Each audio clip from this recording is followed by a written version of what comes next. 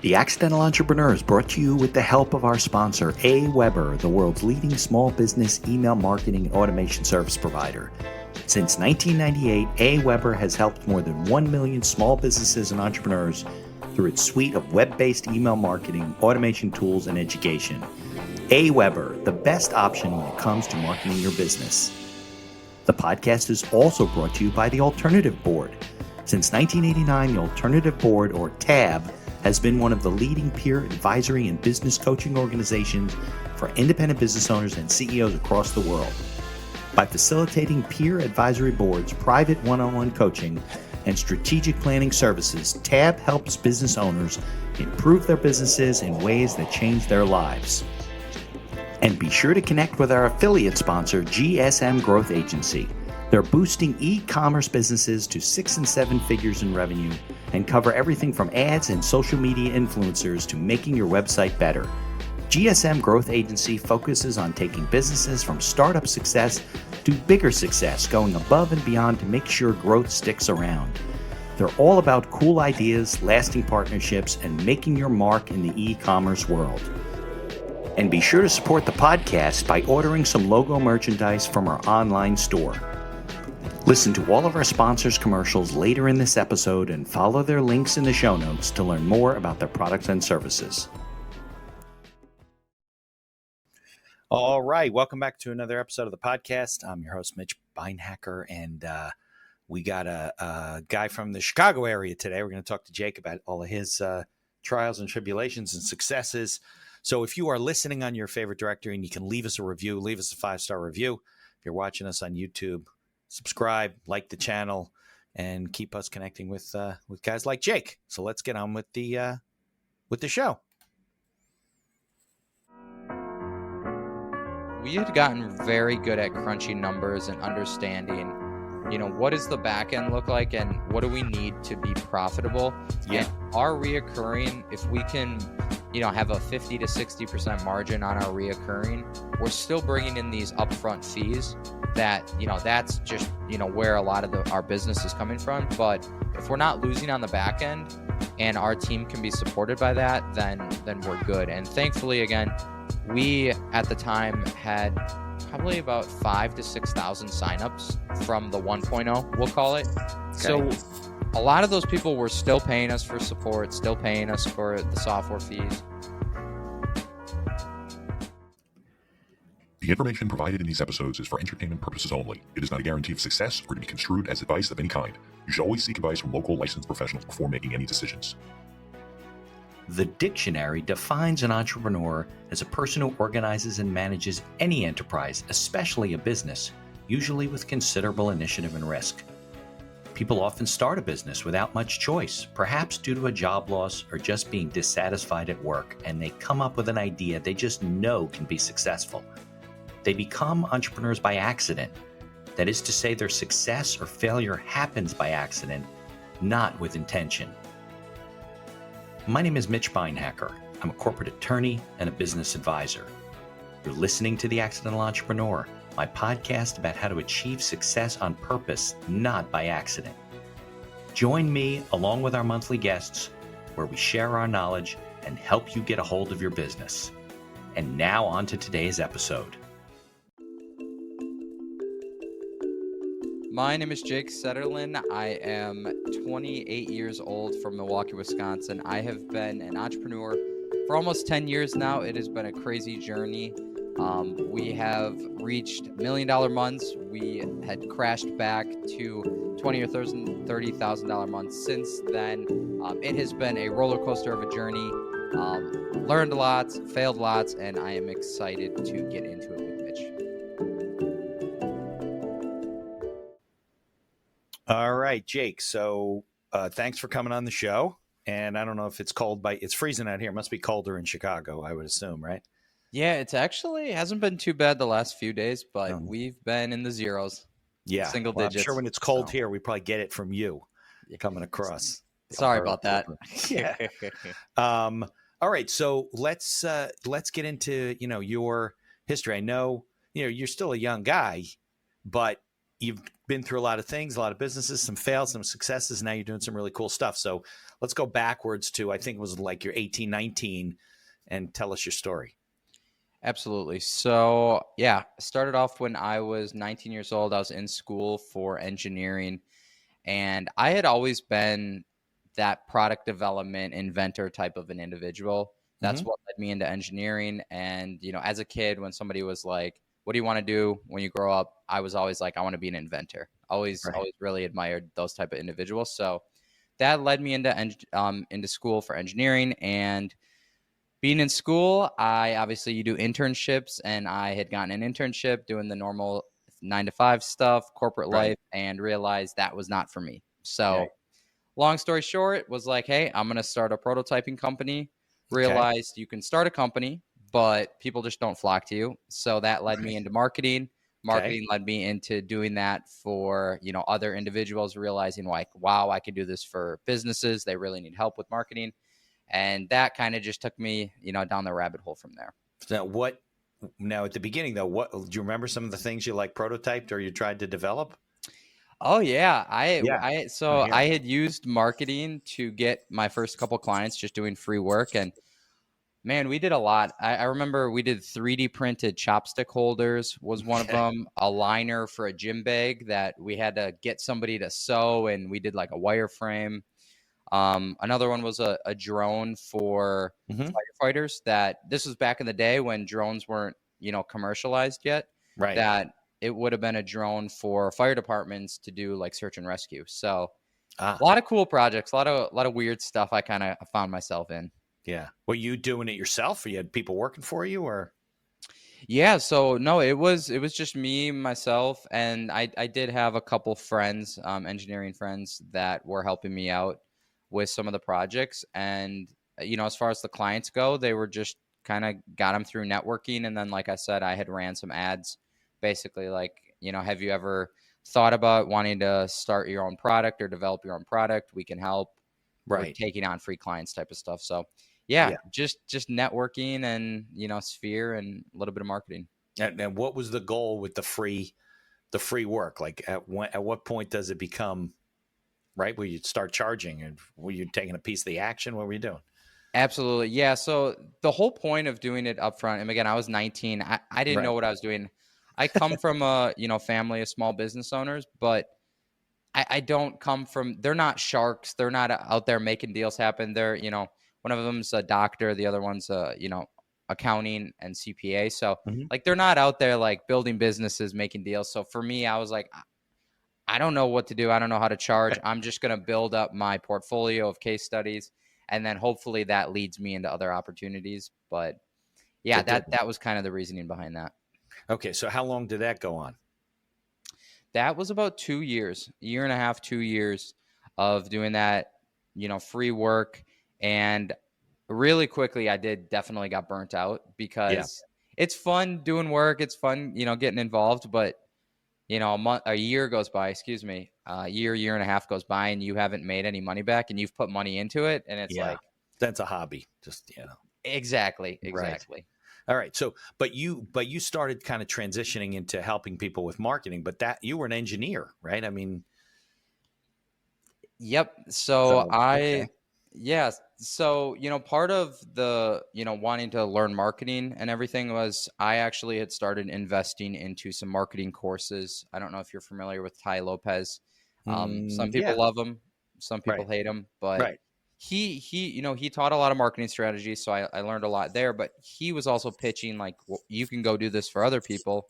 And being somebody that was like, I want to make money, I want to, be my own boss. I was like, Right. I can go do this for others. So really, when the prototyping stuff wasn't making a lot of money, I was like, okay, well, I have a background and a history in golf courses. Let's transition. Let's do some marketing for golf courses. So really went off the deep end, was like, we're going to have a marketing company. I was working with a friend from high school now. And like, hey, we're going to do social media marketing for golf courses. So we actually, that was the first dollar we made. We had sent out a bunch of flyers and Yeah. mailers, just the old Right. traditional, Of course. marketing. And lo and behold, we had a guy that owned 4 different golf courses responded. One of the only Okay. people that responded and was Right. like, hey, I could use you guys. Like, let's talk. And that was the first deal we closed. It was for 4 golf courses, and we were doing the social media posting. So we would go out to the course, we would take drone photos, we would take just regular photos, video, edit it up, and then post it on their social media platforms. And that Yeah, was really our first client. These are privately owned but public courses, so people could come and. Exactly. They were public courses. All of them were public. So it was all really, it wasn't, again, we were new at this. So it was very middle class orientated marketing. We weren't doing like this prestigious type of stuff. Right. Definitely not attracting those type of clients and courses. So now you said you had a background in golf courses. Well, where did that come from? Absolutely. So I've been a lifetime golfer, been golfing Mm-hmm. since I was 3-4 years old, basically, since I could walk. So for me, it was just like, I know a lot about golf courses, so I can speak to what the end consumer wants, which obviously helps with your marketing. Got it. Yeah. So, but you were basically developing business for them. I mean, you were, right? That's the goal of the marketing, is to bring in people to play golf and pay. Exactly. Yep. Okay. So, but it sounds to me like you had one client. Yeah. So we had one client. We got, him through the mailers, and then we were like, wow, this is going great. So we actually we dived in pretty deep. We got involved in, is actually funny enough called a Golf Course Owners Association of Wisconsin. Okay. So we were like, whoa, we're going to join this. Yeah. And we're going to get all this business. And we picked up probably 4 more clients just from going to their meetings and talking with people, networking. I would cold call a lot too. Back in the day, course or whatever.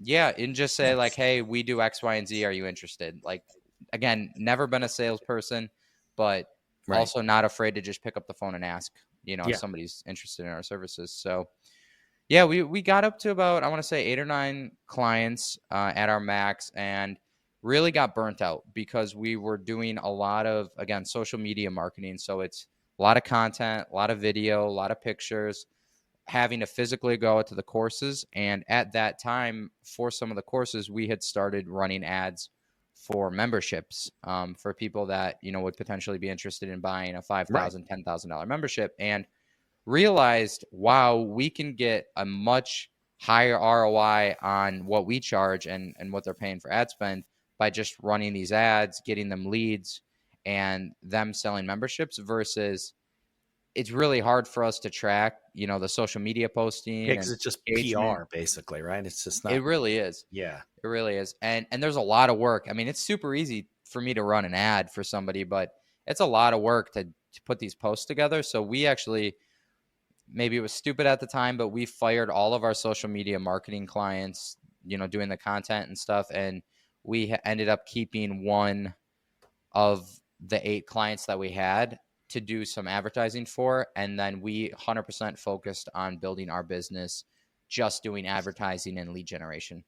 Right. But they could tie what they were spending with you to what their revenue they're generating, right? Because it was a lot easier to sell, I would guess. Exactly. Yeah. It really became super trackable because they could see we spent $1,000 on ads. We paid you guys $1,000.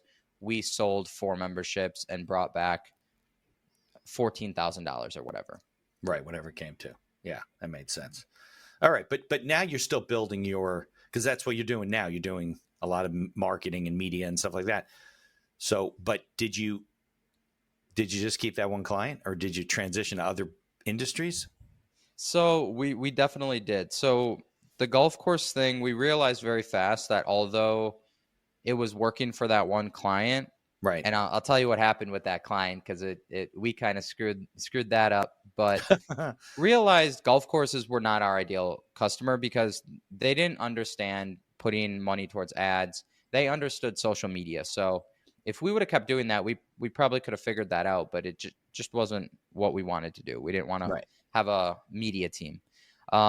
And so what happened with the one golf course client is, again, we were doing mentorships, education, and everybody was saying, hey, you need to charge more because, your client's making $14,000 a month. Right. You're only charging $1,000. You need Yeah. to charge more. So imagine again, we're 20, 21 years old now, buying business clothes from Kohl's, dressing up with a little templated Google presentation, meeting with a board that own the golf course and pitching them on $5,000 a month and how we're worth $5,000 a month. Right. And obviously that deal fell through. We ended up, they were like, didn't want anything to do with us after that point. Oh, really? So we were at zero then. So we were like, okay, let's switch industries. You know, we hear that contractors and home service businesses, you know, potentially work off leads, really understand, you know, the whole marketing game. Let's go after them. So we transitioned. We started going after those type of individuals and realized we can't sell and we really can't compete with other people. Now, at the time, I had a partner, and that partner was, again, you know, a friend from high school, was supposed to be the sales guy, me being more the back end marketer, that type of stuff. So we were, at this time, we had a little bit of money, so we were running our own ads to get him booked appointments.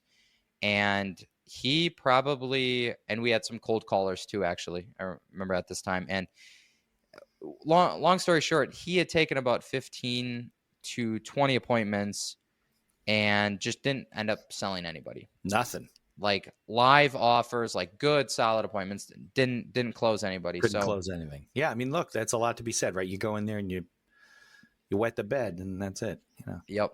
So we were like, okay, like, I mean, at this time, I'm pissed because I'm like, dude, what's going on? You're supposed to be the sales guy. So we end up hiring this random guy from a Facebook group to do some sales for us. That doesn't work. And at that point, I'm like, I can't do this. I can't keep, you know, at this point too, he's still working part-time through like an electrician apprenticeship program. And I'm completely dropped out of school. I'm all in on this. Oh, and you didn't finish school. I did not. Nope. So I'm like, I'm all in on this. I need to make something happen. So end up dissolving the partnership. We fire the guy from the Facebook group, and I basically start trying to do it myself. Realize very quickly that I can book appointments. I'm not a salesperson. Okay. I probably took like another 10 to 15 appointments. Couldn't sell before anybody. You were like, this is terrible. At 100%. And then I go back in these Facebook groups because I realize like there's a lot of people like me just starting out, and there's a lot of different avatars. There's people that are back-end marketer people. There's front-end sales people. So I'm like, I got to find somebody that can do sales, but I got to find somebody just as dedicated as me. But that's hard.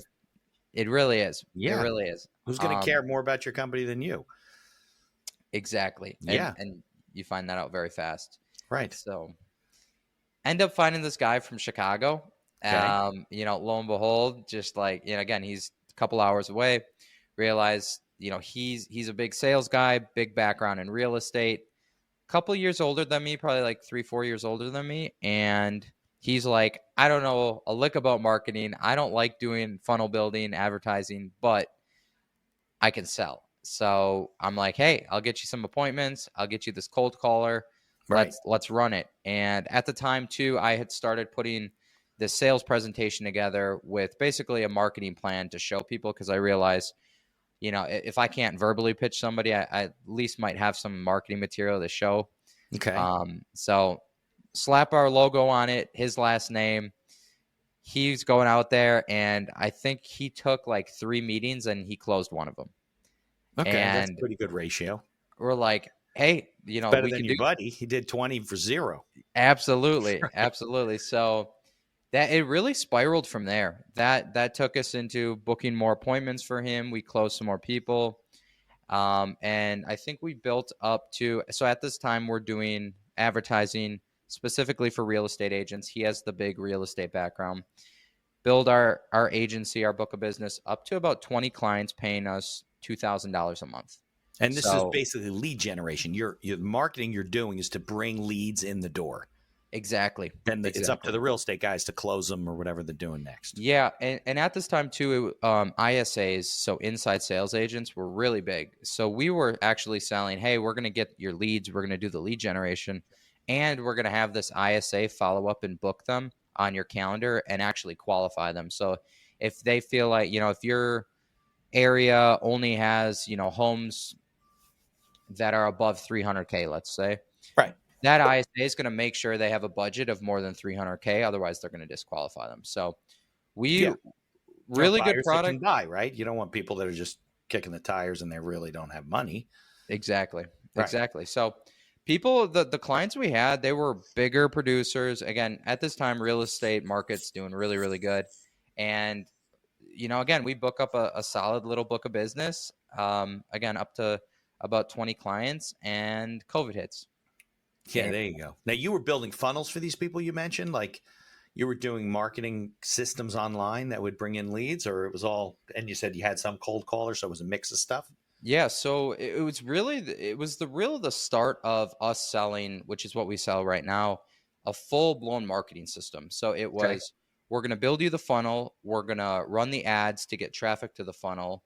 You're going to get the leads, and then we're going to process the leads and book them into appointments for you. Okay. So everything but the close, like you basically teed it up for this guy, qualified the lead. He had the appointment. You just had to show up. Then Exactly. take it from there. Exactly. Yep. Now, and what was, I don't know how many clients you're working with that. What was the success rate for the guy? Like what was his conversion rate? If you, right, he walks in the door, everything's all teed up for him. Hey, I'm Mitch. What was he, how many was he closing? Yeah. So at the time, again, we're talking 2018, 19. Yeah, because COVID hit. That was I early believe. 2020, right? Again, it's been so long, but they were closing when we had a good agent that was just solid, knew what they were doing. Right. 1 in 5 of the appointments. So 20%.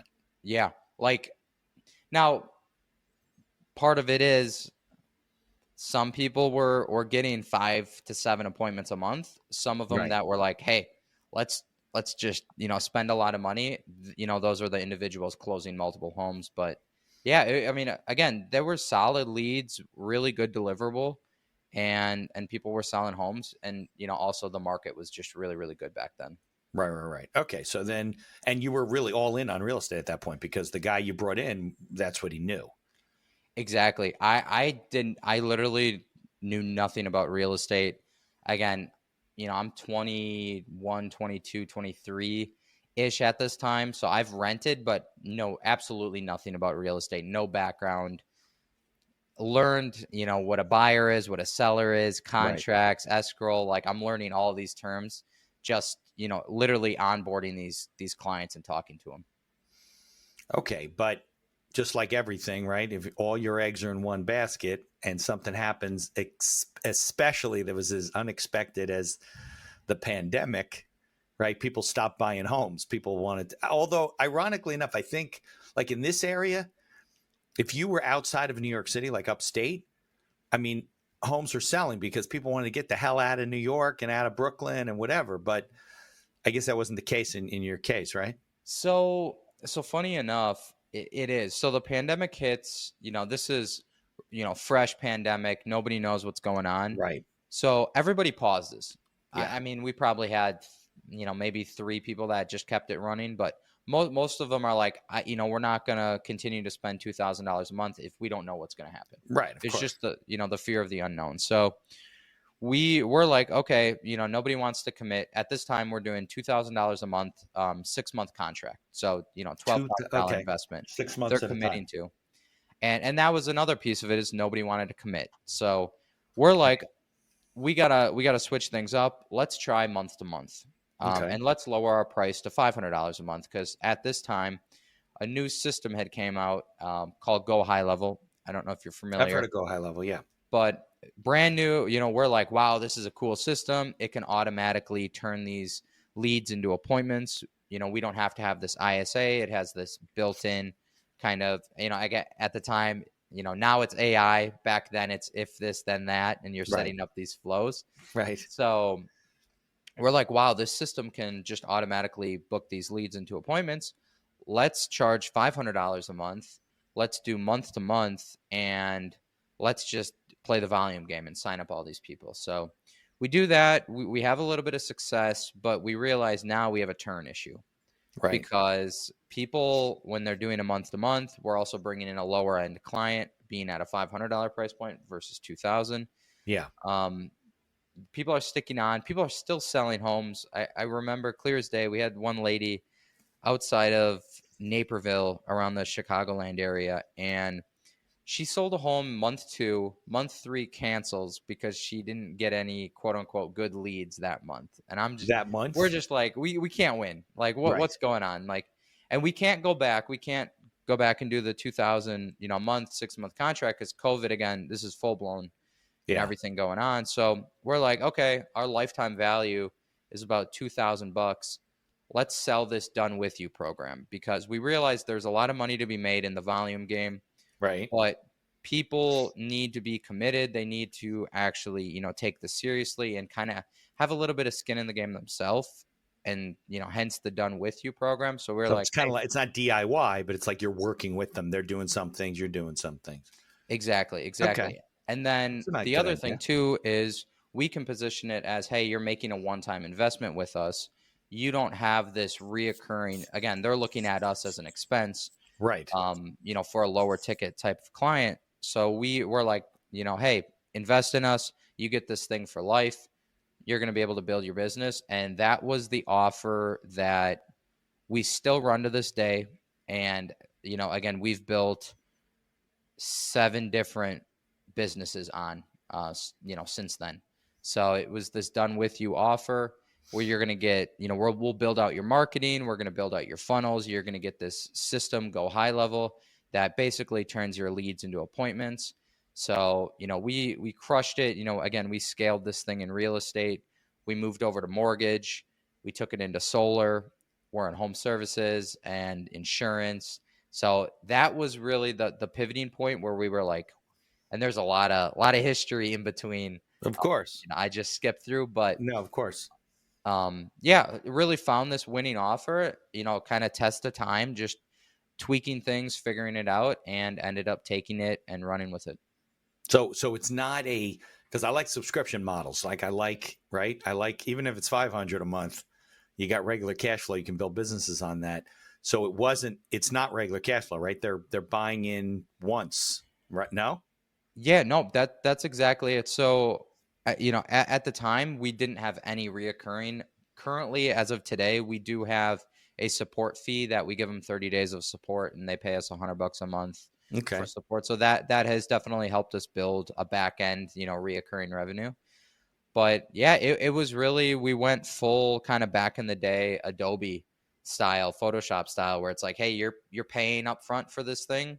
Right. We'll support you and we'll support your back end if you have any issues. And at the time, we're like, hey, it's selling like hotcakes because in the market, it was such a new thing to say, just pay us once and get this thing for Right. life. Everybody else is, again, and some of the marketing we used was everybody else is renting you a marketing system. It's time Right. you own your marketing system. Again, you're selling houses for people to own. It's time you own your marketing. And Right. that took us very far. But from a business standpoint, that means that you got to keep filling the funnel. You got to keep people coming through. Now, but there's an opportunity though to sell these people other things, right? Other services. I would Absolutely. assume maybe you don't do that, but yeah. So we learned probably 6 months in that it's, so at the time, we got this winning offer. We end up hiring a sales manager.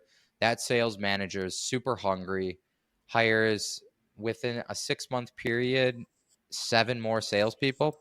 because you got And that busy. yeah. Wow. Holy shit. And we were just, at this time we're running paid ads for ourselves to book appointments Right. to sell, them. So like, it's like, if we need to double the amount of appointments our sales team needs, it's like, instead of $1,000 a day on ads, we'll spend 2,000 and Right. we You get were double the basically appointments. spending ads to get leads for people that you were going to get leads for. Exactly. Right. Exactly. So, we're able to scale it, and yeah, we basically, I don't. 10x the business, 9x the business within Okay. a 6-month period. And at the time, we had an outsourced fulfillment team, and everything's running really good. But we get to that probably 4 or 5 months into having this like big team, big operation. And it really does hit where you're like, we have no reoccurring revenue. If half the sales team just Yeah. disappears, we're It's gone. negative. Like, Right. so it becomes very stressful in that regard. And with it all, also it's kind of like this perfect storm where, we had a really great offer, we scaled, and we probably ran 12 solid months with the 8 salespeople just really crushing. Again, this is we peaked out again at the $1 million month, just like really, really had a good solid thing going. We did introduce some reoccurring revenue, so some back end subscription fees for the software, the Right. support, things like that. So we realized like, okay, we need a little bit of a backbone, but unfortunately we got to a point where things are so big. And again, at this time I'm 26, So just a 25. couple of years ago. Right. 3 years Yeah. ago. 4 years ago. And my business partner, he's again he would have been 28, 29 at the time, so again 3-4 years older than me. And we don't know what we're doing.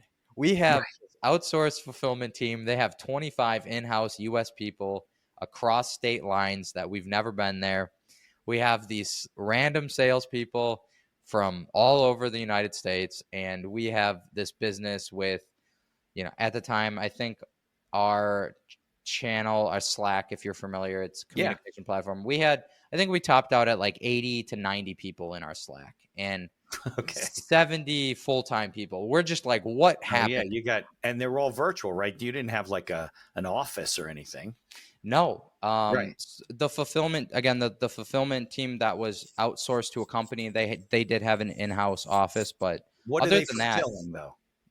yeah, what was that? Well, you said there's a fulfillment team. What are they fulfilling? If I buy the service, I'm getting a box with stuff in it from some like what am I getting? So they're fulfilling, so they're doing, they take over everything after the sale. So let's just say somebody signs up with us, they book Okay. a one-on-one onboarding with our fulfillment team. We'll call them support team is probably a better term. Okay. And basically saying, we're going to set up your marketing. We have these questions and an intake form that we're asking them. And then So you getting weren't them even doing acquainted that. You with were the software. outsourcing that. We were outsourcing that. Okay. Yes. So as you probably, could imagine, when things get that big, you scale that fast. And these people were not cheap either. We were paying about $7,000 a person a month. Okay. And that's crazy nowadays for a salary. Again, this was back then. So again, spending a lot of money, making a lot of money, and we get to the point where we start to have some reputation issues because this back end team, there's no quality control. Yeah, we have one point of contact that we're like, hey, we're hearing this, we're seeing this stuff online. Why is this customer messaging me?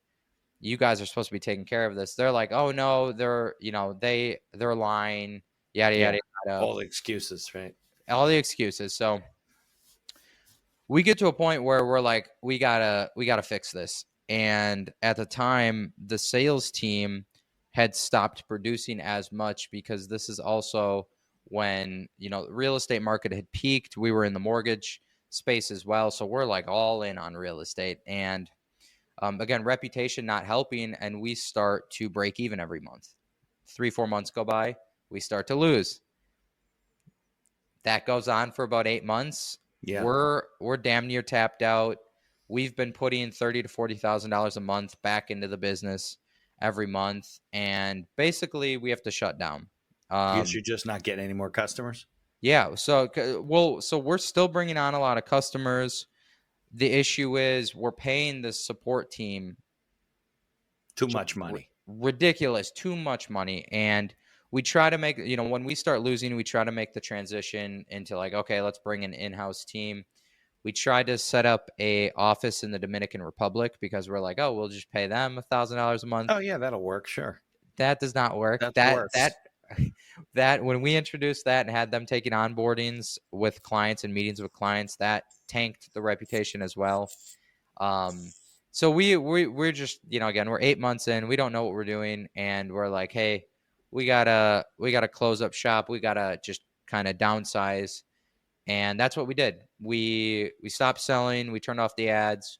We thankfully had some of those outsourced team members ended up Okay. coming in-house because they knew Okay. they were going to get let go because we were getting rid of this company. And we had, over those 8 months of losing, we had slowly said, hey, drop 2 people, drop 2 people, drop 2 people.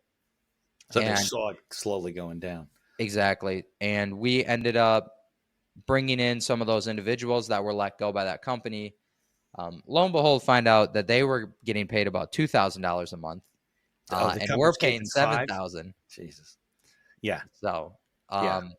you can imagine. So it's not only are we paying a lot of money, they're not doing a good job, and I don't blame them because they're not getting paid a lot of money Right. to Exactly. do the job either. Yeah. So, we close up shop. We have a little bit of reoccurring, so we're able to still fulfill, the clients that did come in.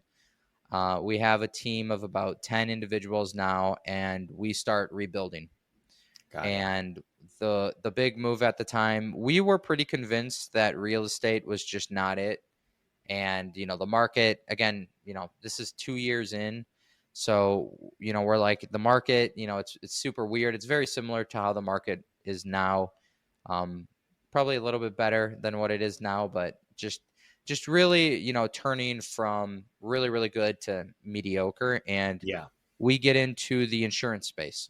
Got it. And, Like now what? Like health it's insurance, property casualty. exactly. PNC life, PNC, IULs, got it. annuities, all that stuff. Okay. And at this time, we're like, we have such a solid product. We have a solid team now. Everybody's in-house, just dedicated.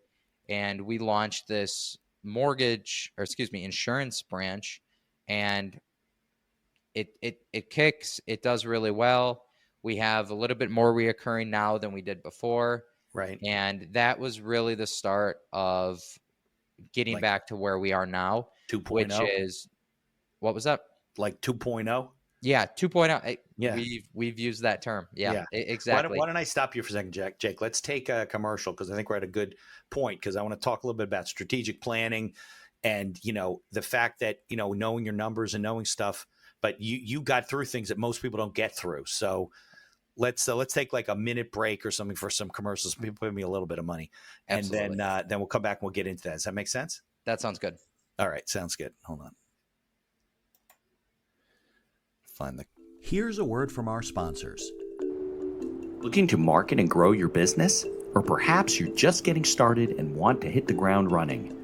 AWeber is the best choice for online email marketing and automation of your business. From maintaining a subscriber list to drip campaigns and landing pages, AWeber gives you tools and integrations that make marketing easy and fun. As our partner and sponsor, we use all their tools to promote the podcast and market our law firm. AWeber, the best alternative for online marketing. For over 30 years, the Alternative Board, or TAB, has built a thriving community of forward-thinking CEOs and business owners who want to radically improve their companies. Through unique combinations of one-on-one business coaching, participation in monthly TAB board meetings with other non-competing owners, a suite of strategic tools, and customized strategic planning workshops, TAB membership can deliver greater strength to your business and a better work-life balance for you and your family. All packaged in a streamlined and affordable service that the people at TAB invite you to try risk-free. Are you struggling with managing advertising due to a lack of time or expertise? Perhaps you're facing challenges in scaling ads for your store. Are you feeling lost when strategies have no success? GSM Growth Agency is your reliable partner in overcoming these business challenges. Feel the impact of collaborating with a team dedicated not only to short-term goals, but also to building long-term partnerships and achieving sustained success. Embark on an exciting journey to redefine the possibilities of e-commerce and create a legacy of unparalleled excellence. Take decisive action now. Follow their link in the show notes to receive a complimentary audit of your Shopify store conducted by a GSM expert. Propel your e-commerce game to new heights with GSM Growth Agency. Follow the link in the show notes to learn more about all of our sponsors. And now back to our show. All right. So what we were talking about, offshoring and offsourcing and bringing them in-house and everything. Yeah, I understand. I use my VAs in the Philippines, but I use an agency in New Jersey because I don't want to how do I, support these people? I don't know. Absolutely. And it's working, but that's just for in-house stuff. So, okay. So you made a transition to insurance. Yes. Lead generation for the insurance industry. Yeah, exactly. I mean, at this time, again, reputation, everything aside, we're still we literally use the same system that we're selling for ourselves. We're continuously adding, go high level, this back end system. They've gotten 20 times better. They've added in true AI now, voice AI, just ridiculous. So we're we need to continue to push. Let's get out of real estate. Let's get into insurance. And we put that together. We bring in some tests. We network. Thankfully, a couple of the salespeople that worked with us were now insurance agents. So we talk with them. We do some free marketing for them. And basically we're like, wow, this is crazy. This is awesome. Right. Let's get into insurance. And it does really well. We're like, let's be responsible this time. Let's take it slow. And this time too, we can't scale fast because we're doing the hiring, we're doing the training. Right. It wasn't like this outsourced company where they would slap people on like nothing and had they didn't care. Had people. There's so revenue for them. Exactly. So we build the insurance branch up to 4 salespeople. So each one's doing anywhere from $40,000 to $50,000 a month of cash collected. Okay. So again, we're kind of back. We're kicking. We're finally, green again. But these are still not like clients that they're spending money with you every month. This is a one-time do it with us, you mentioned, right? Yep, it is. But this time we're doing things a little bit differently where they are paying a little bit more. So now we charge, and this is the same pricing we have now. On our low end, we have $100 a month support. On our high end, we have a dedicated account manager for $500 a month, $497 a month. So, okay. Yeah. Well, so I'm curious though, because we were talking a little bit before the break about planning and how you strategically plan out. So At the beginning, you were probably winging it. You're adding these things and it's kind of working and you don't really know your costs and then you're losing money. So when you went, because now you're more experienced, right? So when you're going into a different industry, what did you do? How'd you plan it out to figure out, well, is this going to be profitable or not? Absolutely. So we had gotten very good at crunching numbers and understanding, what does the back end look like and what do we need to be profitable? Yeah. And our reoccurring, if we can, have a 50 to 60% margin on our reoccurring, we're still bringing in these upfront fees that, that's just, where a lot of our business is coming from. But if we're not losing on the back end and our team can be supported by that, then we're good. And thankfully, again, we at the time had probably about 5,000 to 6,000 signups from the 1.0, we'll call it. Okay. So a lot of those people were still paying us for support, still paying us for the software fees. So we had that's $100 a month, revenue. That's $50,000, right? Yep, and that's money. Exactly, and we got to the point where our in-house team, again, we were at that 60% margin where we're green. We're paying off a little bit of the debts we had, and everybody's being paid. We're just very solid. So for us, we're like, okay, as long as we keep everything in check, we continue to charge for the reoccurring, which we bumped up just to have a little bit more of a margin. Yeah. We're like, this thing can work. We just have to do it better. And that's basically what we did. We did it slower and better. So only hiring about one salesperson every 2 weeks and started just slapping 4 or 5 in there at a time, seeing if they work. And then really being conscious of who we're hiring, not over hiring. We got to a point with the 1.0 version where we were spending all this money on hiring marketing interns and This is in-house. This isn't even for our Right. I clients. understand. Like, These are some of the mistakes you were making as a business yeah, owner. like we're like, Yeah. oh, we need to have a bunch of people. We need to have this big business, have 15 people on our marketing team in-house doing Right. all this crazy content. And Is that I because was, you had the vision that that's what a successful company looks like, or that's, yeah, kind that's of? what we thought that that's what a successful company was Right. having all these people. Right. And That's not. we're currently in the market of like exiting and going through that, and you realize very quickly people don't care about your business. They care about what do the books say. That's all they care about. Right. So again, we're back in this 2.0 era. I'm doing the marketing and the ads for the business, super, just running everything very lean, again, under 10 team members. And we scale. So insurance goes really well. We give it about 4 months with the 4 salespeople. Everything is just very stable. We have this new accounting firm that they come in and they see our business and they're like, wow, like you guys actually have your shit together. And like, this is everything's very solid. At the time too, we're very conscious and open with them about what happened. And like, hey, can you guys do some financial audits and just look at our books and everything. So we kind of get the green light where we're like, you guys kind of are on the right path with this 2.0, green light to scale. And that's what we did. And we ended up going back into real estate and mortgage under a new brand because, again, the other one was just Crap. crap at this point. So kind of, again, did a 2.0 reboot in real estate, built that up to about 4. I think we currently have 5 reps on there now, actually, but at back then 4. Mm-hmm. That a year goes by, we're cruising, we're not redlining anything, and now we get into home services. From home services, we got into online businesses, and then health and wellness is what we're working on right now. So again, and Health and that wellness was is what? Like people are selling supplements online, or so that what's health and wellness? yeah, so that's more coaching businesses, Okay. online service providers. Not that's the one thing we stay away from is e-commerce. So people selling supplements, Right. You're not clothes, doing that that. kind of stuff. It's all everything we do is book, leads, booked appointments, back end CRM, deal management, that kind of stuff. But yeah, so we get the green light, we scale, and that really takes us to where we're at now, which is a very lean company.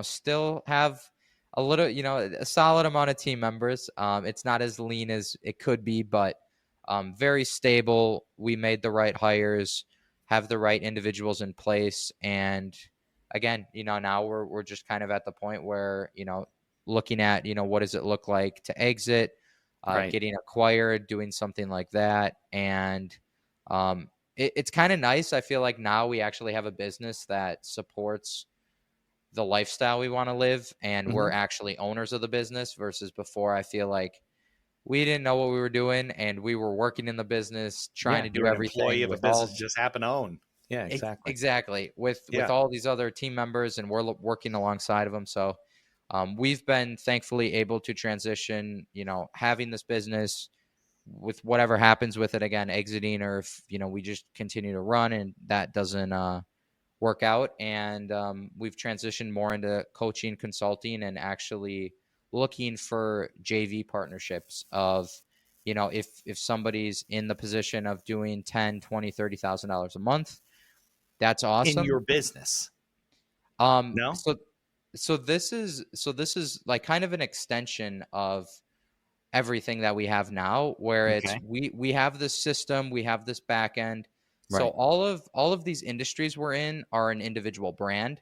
Okay. And so think of an octopus with a bunch of legs. We have all Yeah. these brands that run into this back end. So now it's like, we've kind of tapped out all the industries we can get into. We're in real estate, insurance, which is kind of financial services. You Yeah. have home services, you have online businesses, health and wellness. We're like, how do we grow? So we have this system, this machine that supports all these brands. What if we plug in these other brands, these other businesses that they need help scaling. They could use the structure, the back end, That's what you're talking about, joint venture. everything. Yep. So now it's really become this joint venture where we're looking and we're networking and trying to find individuals that have really good offers, really good products that can really plug into our machine, we'll call it. So you're not And necessarily acquiring them, but they're kind of using your back end. exactly. So the two that we've done so far, it has been on a equity basis. So we are taking a percentage. Oh, okay. We've played with the idea of kind of playing the role of that other fulfillment company that we had in the beginning at 1.0. I think with where we're at, where it's not a money motivation anymore, it's a growth motivation and building, something that we can, again, either exit or pass along. And for us, I get more excited about having equity, being a partner, and having to actually being able to pull levers in somebody else's business because of the experience we have versus just getting a paycheck from them. Right. Okay. So this is a good point then. So you made a lot of mistakes. You learned a lot of things. So I'm not going to even ask you what you think you did wrong. You already revealed those for the first half of the show, more 40, 50 minutes. So what would you say that you see that people do wrong when it comes to their marketing? And I'm asking on two levels, right? Because one is you have people you work for, you do lead generation. And the other one is you got people that are coming on board and you're fixing their marketing too. So I don't know if the answer's the same, but what kind of things do you see that people do wrong on a regular basis? Absolutely. The overarching thing, besides for on the client side, it's a lot of old school stuff. Our team is constantly like, we have a specific way of marketing specifically for our clients, no matter what industry they're in. We know what works. We know what images work. We know what videos, graphics, that kind of stuff. Okay. And we get a lot of people coming in that want to run ads that probably would have worked 15 years ago, but don't work today because people it looks old school. It looks boring. It's got too much. Think like old school flyer with just a bunch of text. They want to post that and run that as a Facebook ad or an Instagram ad. Right. It's like people just don't click on that. So that's like just lost your mic. Did something disconnect? No. I have no idea. Wait, are you muted? No, you're not muted. Okay, wait a second. No. Still recording. Let me see. No, you're not muted. Yeah, we just lost your microphone. I see you. See your mouth moving. Nothing. Let's try back. Yep, now you're back. Okay. I'm so sorry. I don't know what happened. That's weird. Okay. Oh, it's live TV, right? Whatever. Yeah. Yeah. So you were saying, so you see that people they're just not up to in terms of the times.